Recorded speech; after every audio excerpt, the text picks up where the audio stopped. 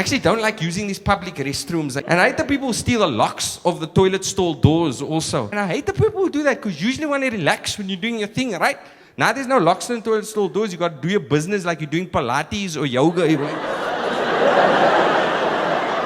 Wait, man, wait. For Muslim people, it's even worse because we got a bottle of water in there. We get very paranoid when there's no locks on the toilet stall doors. We all develop chronic bronchitis. You just hear footsteps. You're like,